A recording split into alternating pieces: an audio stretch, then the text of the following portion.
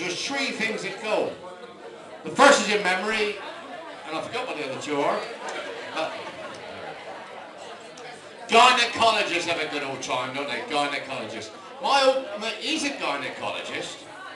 He was going to be a brain surgeon, but he wasn't tall enough.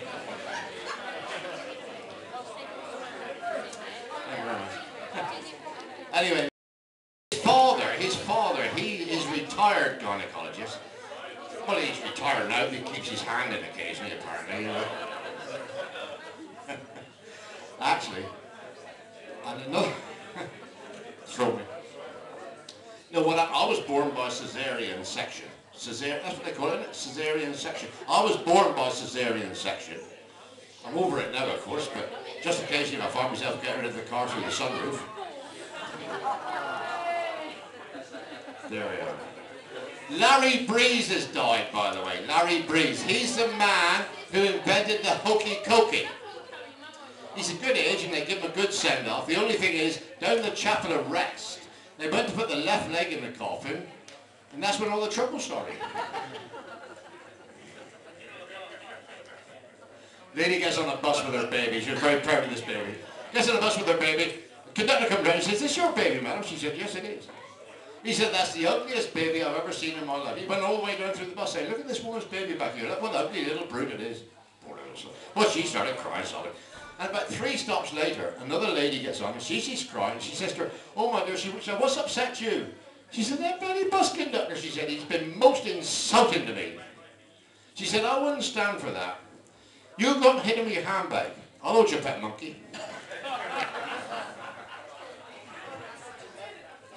Argo, I'm not doing too well, do you think?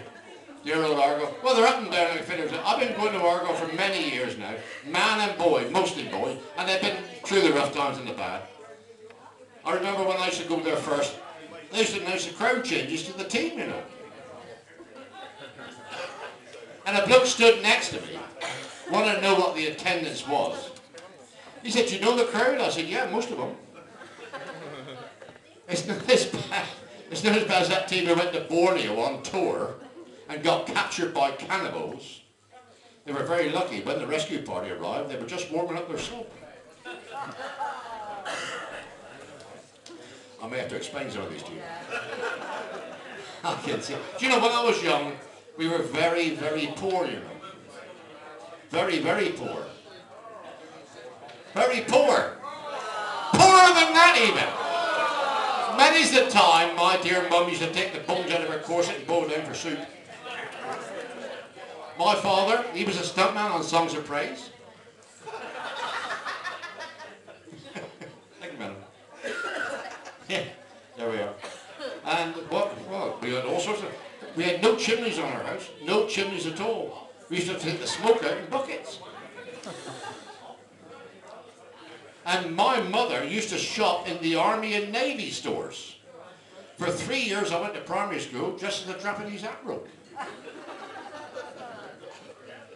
And mother used to say, "Go down to the butcher's shop and ask for a sheep's head and ask him to keep the eyes in because it's got to see us through the week."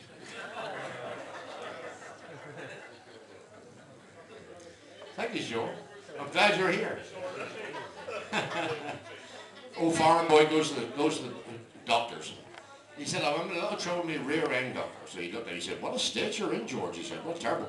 He said, I'll give you some, I'll dress it up as best I can," he said, "and I'll give you some, I want to see you in a week's time." And he gave him some suppositories, and he said, "Take these on with you." And on the day of appointment, poor old George come back to doctor. And he said, "How is it?" George, he said, "Very awful." He said, "I'm still just as bad as ever." He said, "How about those suppositories?" He said, "No good at all. No good." He said, "For all the good they done me, I may as well stuck them up my ass."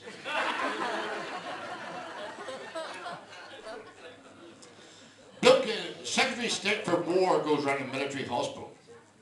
He's walking down the wards and he's coming to the bloke. He says, "Why are you in, my man?" He said, I got a rash here in a very awkward place." He said, "Right between my legs." He said, What's the cure for that?" He said, "They'll give me some ointment and a brush, and I have to apply it to the parts twice a week." He said, "What's your ambition in life?" He said, "To get back on the battlefield, sir, with a rifle in my hand, something I'm paid to do." He said, "That's marvellous." He said, "Carry on." Coming on, the guy said, "Why are you?" He said, "I got piles, sir." "Piles?" He said, "That's a bit tricky." He said, "It is." He said, what's the cure for that? He said, well, they give me some ointment and a brush, and I have to paint them twice a week. He said, what's your ambition in life? He said, to get back to the barrack room, sir. He said, I miss the comradeship, the bull, the parades, the kit inspections. He said, that's marvellous, carry on. Come to this guy, just go to the door. He said, why am I? Because I got laryngitis, sir. He said, pardon? He said, I got laryngitis. He said, what's the cure for that? He said, they give me some ointment and a brush and I have to paint my throat twice a week.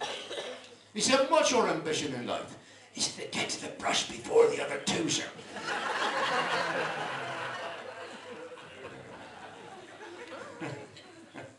There we are. I don't know where I've got There we are. Anyway, without much ado, I think it's time for the star act, isn't it? I'm supposed to warm you lot up. Oh, I've done that. I hope I've done it.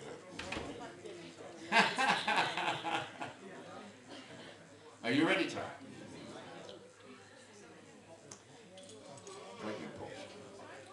Okay. Then can I introduce to you the one and only